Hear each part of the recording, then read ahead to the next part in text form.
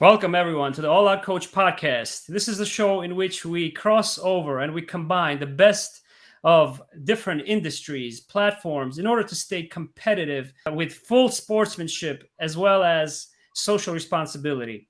Today, I'm excited to have a top 100 global digital health influencer, Joao Bocas, with us, an expert who's going to discuss with us some of the latest emerging innovations in digital wearable healthcare devices today. Joao, how are you today? Very nice to meet you. Tim, nice to meet you. Thank you so much for having me and this magnificent introduction. By the way, I love the video with the sports and everything. Well done. Yes. And speaking of sports, I read that you have a sports background. I know you're joining us from England and you're originally from Portugal. So I want to ask you if your sports background had an inspiration in pursuing a career and a business in digital wearable devices. Well, to a certain degree, yes. But let me tell you a bit about myself. As you mentioned, I'm Portuguese, living in UK the past 20 years.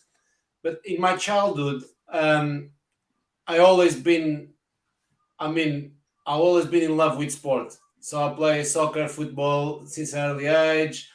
I play tennis. I play table tennis. I play basketball, volleyball. In Portugal, is a very rich combination of sports. And actually, by the way, when I moved to UK, this is a bit of a personal story. When I moved to UK, I hated life in England because I didn't speak English. I was doing those jobs no one wants to do, cleaning and working in kitchens, hotels, restaurants. And then I graduated with a sports degree. And for many years in UK, for maybe like over 10 years, I worked in professional sport for a local club. Now it's a Premier League club, Brighton and Hove Albion. I work with the academy and the community kids, coaching sport. But I've always been very active as a runner. I started to do the triathlons in my 40s. I've always been like a sports lover, and I love to watch sport. I love tennis, football, running, triathlon. I watch a combination of sports. So I'm very influenced as a person by sport, and I love everything associated with sport. The motivational side of things, the performance, the challenges, the winning, the mindset, everything. So I think that to a certain degree has helped me as an entrepreneur. And I believe that is a strong combination of sports and health and wellness. So it's a natural kind of progression for me to go from sports, fitness, and health, because I was working in corporate wellness for a number of years, and then I just branch out to healthcare technology. It was a kind of a natural progression. So yes, they interlinked, in my opinion. Yeah, I've described Jose Mourinho, the celebrated global coach, on All Out Coach, actually. I've spoken about him quite a lot. And I know that he himself never really reached the Premier League in the Portuguese, yet he has become such an idol, right, in coaching. So I'm quite fascinated by your country, Portugal, and also always interweave that sports component, that competitive component into the science in medical affairs and my background as well. I want to ask you a question which may be helpful for those who may not be experts about wearables. How do they separate the signal from the noise among all of this new information that's coming out in digital wearable devices? Very, very good question. Well, the wearables are they have a long history, like from the 15th century, Chinese century, that they had like some measurement on a like wristband. They used to do counting activities, but in all essence, the fitness wearable trackers, they only been around since like 2009. Fitbit launched in 2009, and then in 2011 they have a more upgraded fitness version. But I would say now we see the smartwatches and the progression with all types of wearables. But I believe we have to differentiate in here the purpose, the usage, and also the individuality is very personal, So, for example, people that just want a wearable for personal health and fitness. If we talk about the healthcare industry, is a completely a different ballgame. So I would merge into very strong categories: the consumer health and then the medical device. So consumer health and medical device. So what are some of those differences between the new Apple Watch that I recently read about, right? The Fitbit, and the ones in which you help many different organizations as a consultant, or some of the ones that you're watching now? Are there particular ones that pique your interest, Joe?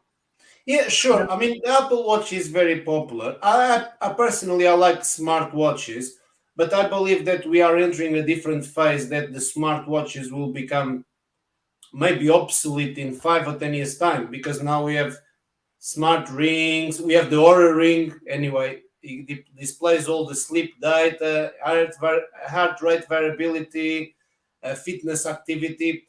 But we are entering a different phase in wearables. They're becoming more sophisticated, smaller. They go in different places.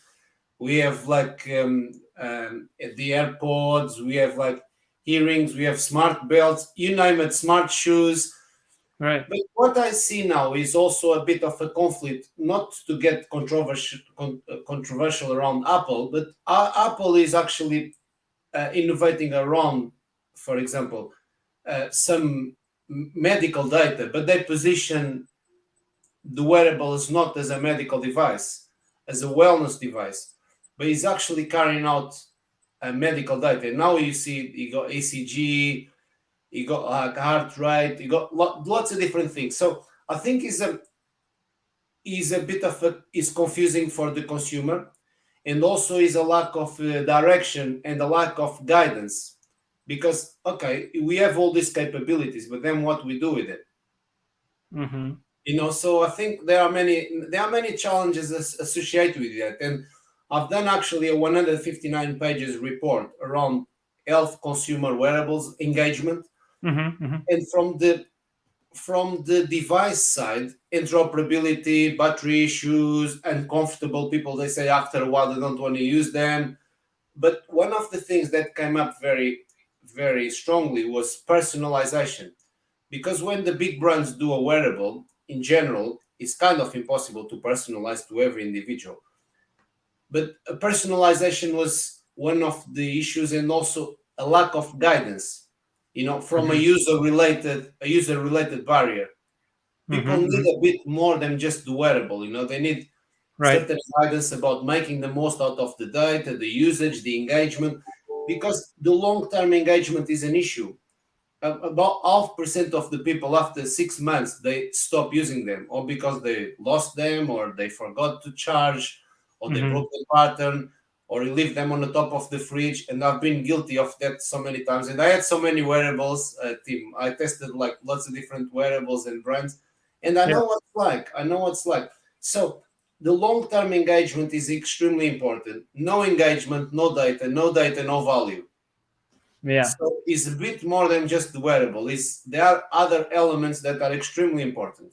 I like the way you summarize that.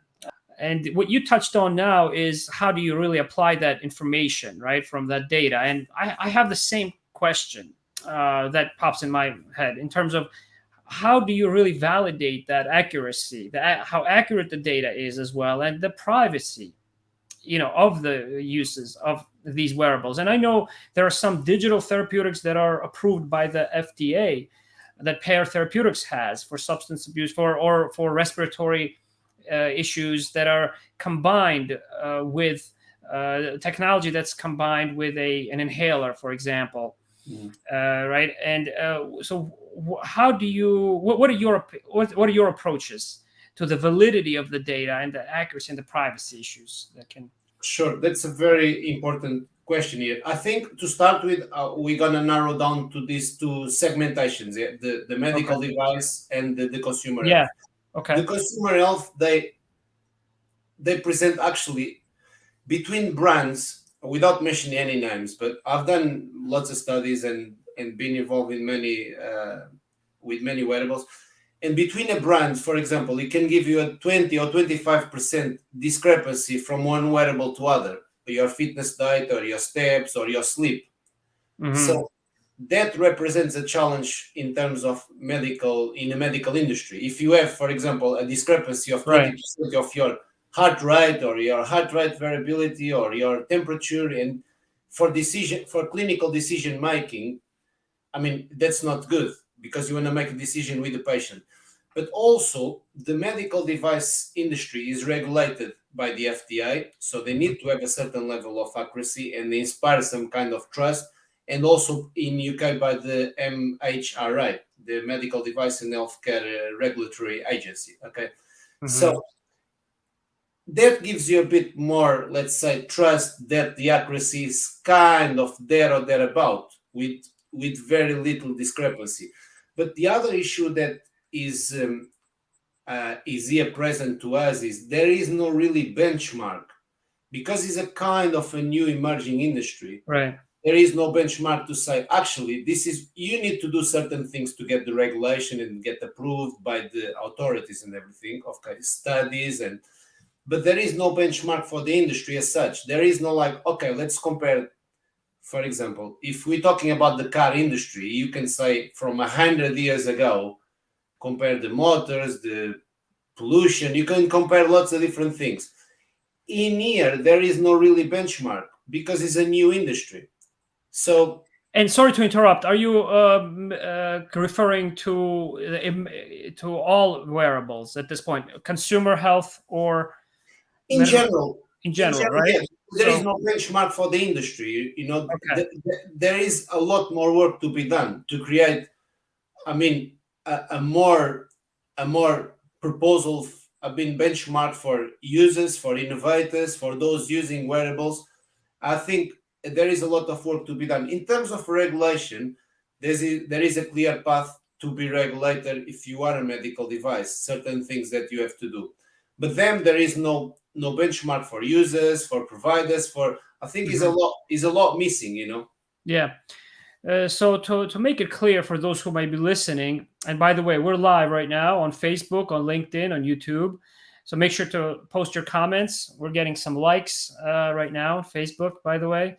Joao, I want to ask to clarify, do you stratify the different kind of clients with whom you work? You know, are there particular companies with which you work exclusively or primarily to help them differentiate their products in this industry? Up till now, Tim, to be honest, I work with lots of different brands, but up till now, I try to stay independent. I'm not associated with a brand as such. There are some brands that I prefer or work more often, but I've been doing quite a lot of consulting more on the healthcare side. Okay, for example, advising healthcare companies what is out there. I've done a lot of projects on scrutinizing the market and say, look, these are 10 wearables for this, and instead of, for example, a large pharma company or a healthcare or life science organization spending 6 months or 9 months researching the market, I've done that intelligence, I can say, in a couple of weeks, saying, look, and put them in touch with the providers to exchange ideas, pricing, research case studies. So I've done a lot of work in that regard. I try to stay agnostic, as I'm not a wearable, but as a professional. And I try to stay independent and advise them as best as I can and bring my network and my expertise into the mix. So would you say it has become easier to bring a new wearable to the market for patients and healthcare consumers access? Or could you summarize that process now, as it stands today? I would say, Tim, not to want to play devil's advocate, but I would say it's actually harder. Oh, really? In terms of regulation, it's probably easier because there are more devices regulated than the FDA and other institutions. Okay, if there is a level of satisfaction, they will approve. Okay, if there is a study and they are reliable and everything. But I would say that in terms of entering the market, is become harder and harder because there are more medical devices. The big players have more money for marketing. So I know a lot of small innovators that have a great product, and I'm finding very difficult to, for example, raise money and go to market, because it's a bit of a catch-22. You got a great product, but if nobody knows about it, if you don't have money to splash money in marketing to say, look, there is my product globally, Right.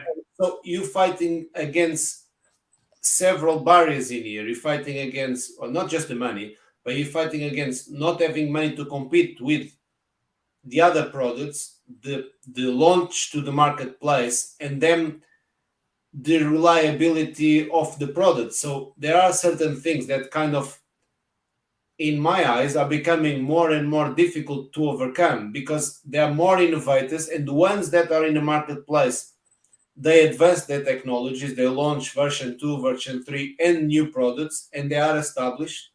So I think it's becoming more difficult in a way. Okay.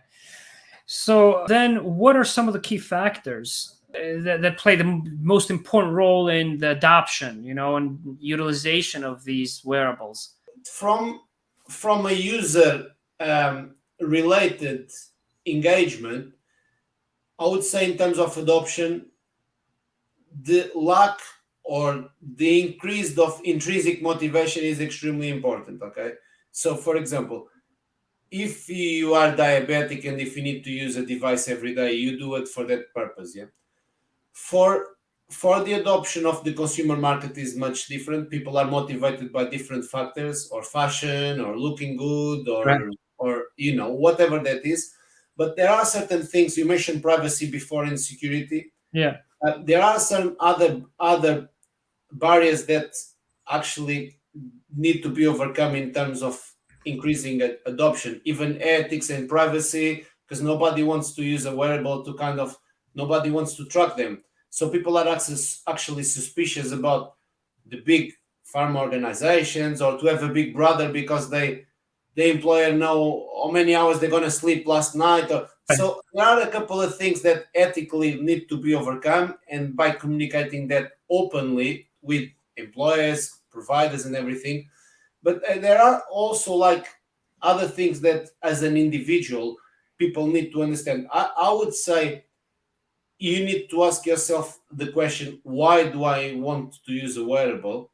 Everybody's got different levels of motivation, or you want to lose weight, or increase your physical activity, or sleep more.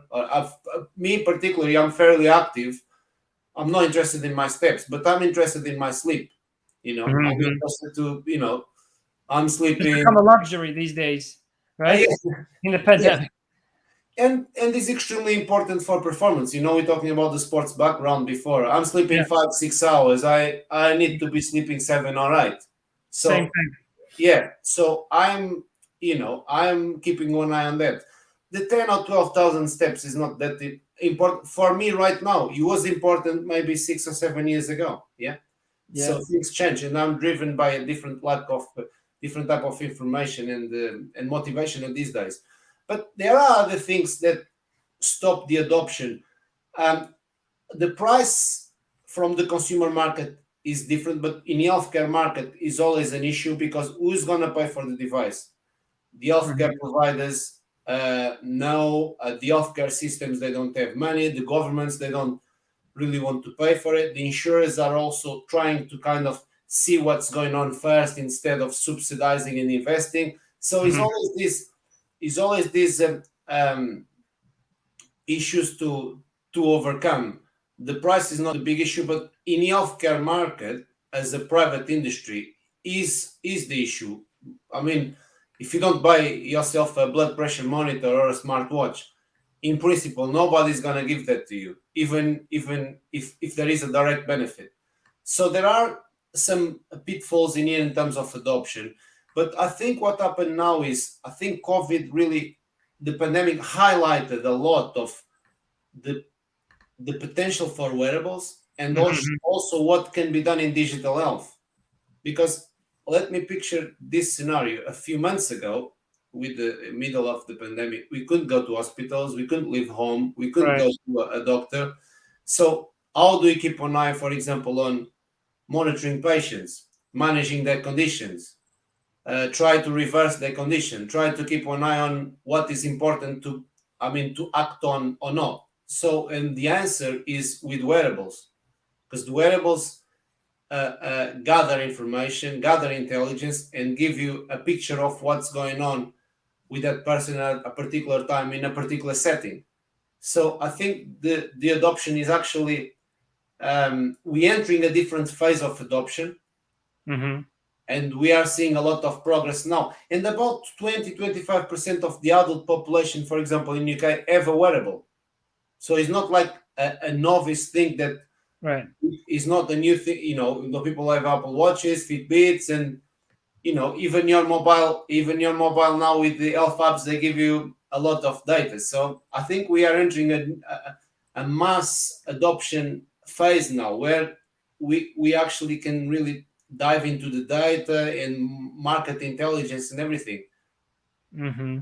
Yeah, we're in the age of information and the age of data now. A lot of the wearables can help bridge potential gaps in healthcare as well, which I know I'll ask you about. One question that I want to also pose here is, what kind of specific tips do you have for different companies that are interested, different businesses that are interested in entering this emerging and now crowded market? How do they differentiate their wearable device? Yeah, good question. Tim, I mentioned some of my views around Mhm. entering the market is becoming more difficult and Right. more challenging, competitive.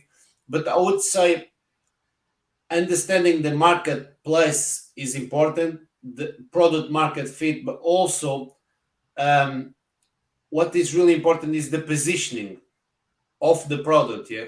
Okay. If we're targeting healthcare providers, you position important to kind of understand like what is the product doing for who, you know. So it's really important because I've done that in the past with my startup days, and I've seen a lot of companies kind of having a product and try to kind of gather for anybody. So it's important to find to in the first place find a differentiator, but then working on the positioning of the product, and that in nowadays it can be the positioning in marketing, it can be the positioning using influencers, it could be the positioning of the message, it could be the position of looking sexier than the next product. Is a lot of different things certainly to consider. But I would say try things out, but have a clear strategy and vision where you're going with it, because Mhm. it's not an easy thing to do, that you can be trying things for 2 or 3 years. Otherwise, the companies, they just die Right. in a hard way. Yeah.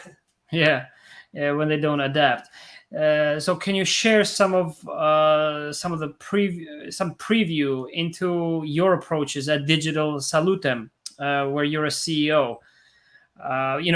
Can you share just a glimpse of your organizational structure, or just what particular marketing or other services you offer? Sure. Tim, one of the things that we've been doing recently, I have a YouTube healthcare channel, by the way. It's called Mhm.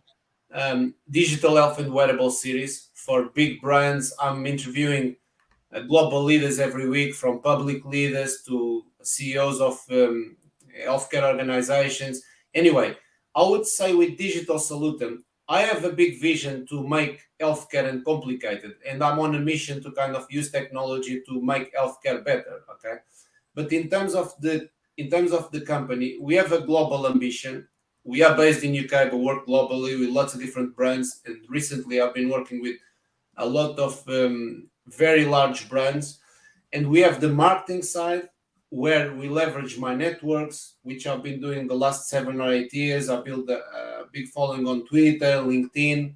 So we're helping healthcare organizations to be well known and get reputation in their own industries. But also now we have the digital health transformation side, that we help healthcare organizations to ramp up digital transformation very rapidly with adoption of a world-class technology. So we have these two streams of the business.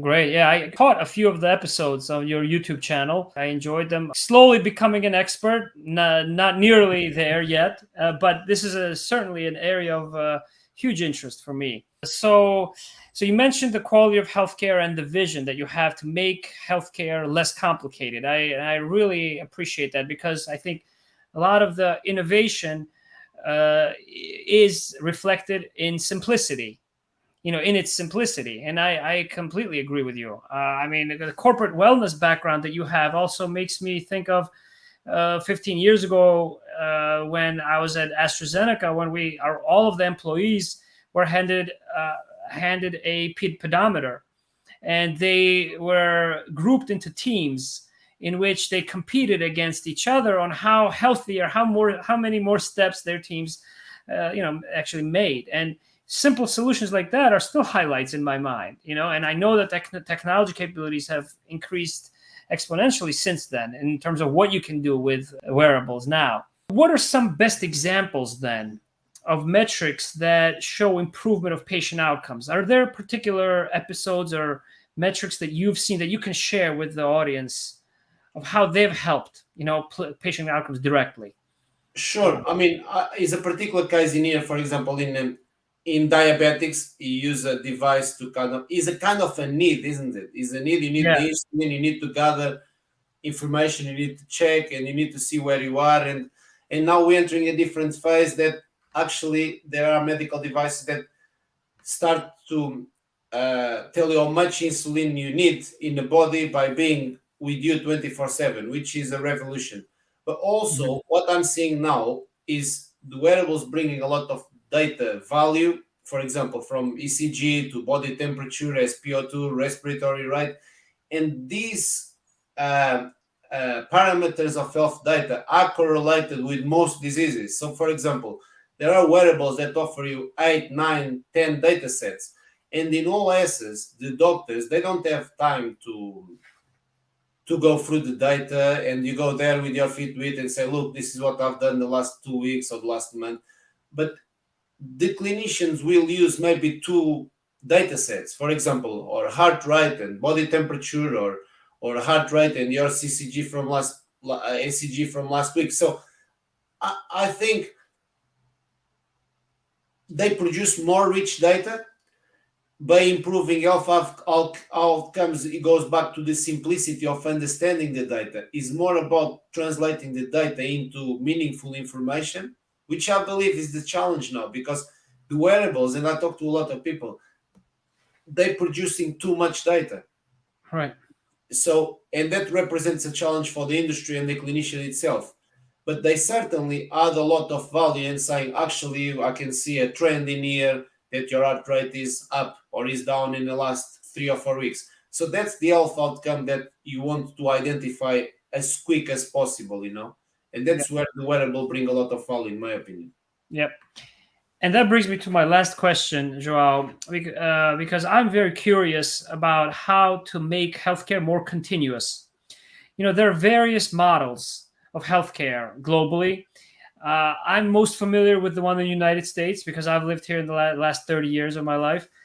And I still see a lot of the care that's fragmented, that's disjointed, as patient goes from one physician to the other, from one healthcare system to the next, where their electronic medical records, their data may get lost. And that can significantly worsen their outcomes, as well as the critical medical decisions that take place. So my question, my philosophical question to you is, do you believe that wearables can bridge the fragmented, that healthcare, and improve the quality ultimately? Wow.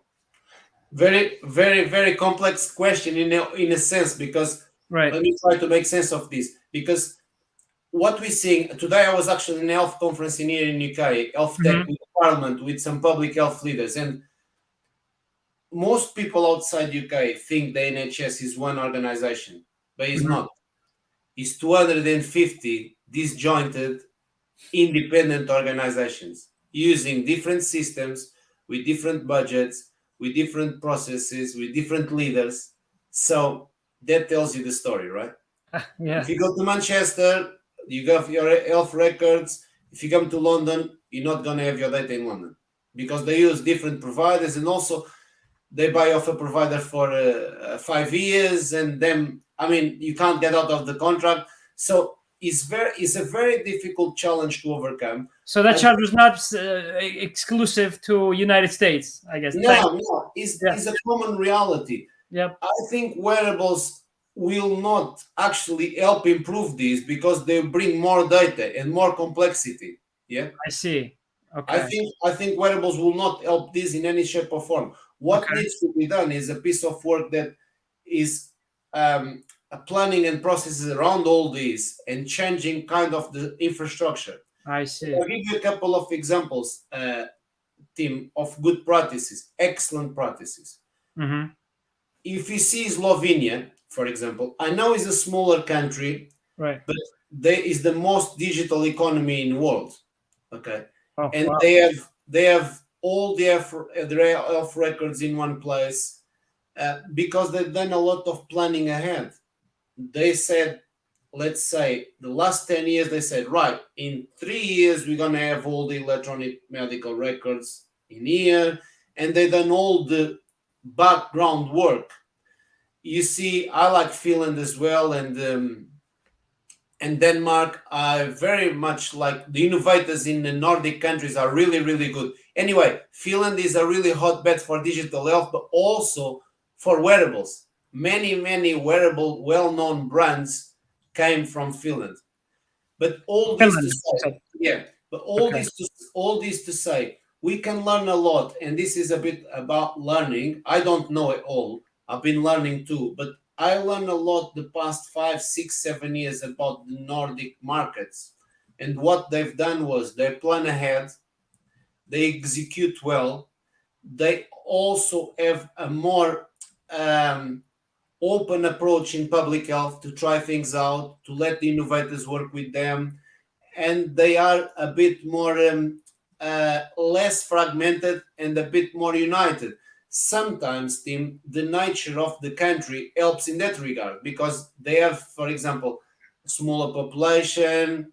5 or 6 or 10 million is much harder to is much easier to innovate and say let's get the electronic medical records in one place than 300 million in the United Yeah. States. Yeah. But there is no excuse. The process of execution is the same. Let's plan ahead and do this. So Mm-hmm. they've done extremely well. And I think in these countries, actually, I'm not a political person, but in these Me countries, neither. the political system is less aggravated than in other parts of Europe and other parts of North America or South America, because is less tension with the political system. Actually, things work better. They support the innovators, they support the adoption, they support the benefit for the infrastructure for the healthcare.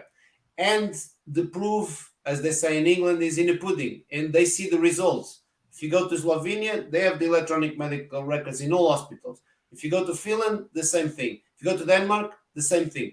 And we are lagging behind. In here in UK, now there are organizations, NHS Digital, NHS X, they're doing a lot of good work to bring this all together. But because we're so fragmented and we're so behind, I think it's going to take a few years to actually get everything in one place. Yeah. Thank you very much, Joao, for a wonderful global perspective and outlook on healthcare wearable devices. I know I learned a lot, as others that listened, that watched. I want to leave the last word to you and share any final message or any requests that you have. Oh, Tim, it's been a pleasure. Thank you so much for your very good questions. I must say, I wish you all the best with your show. I would just say follow me on Twitter, LinkedIn, connect with Digital Salutem. We're doing great work in a digital transformation healthcare space, and also follow my YouTube channel, Joao Bocas on YouTube, Digital Health and Wearables series. Thank you very much, Joao. Thank you, Tim. Thank you.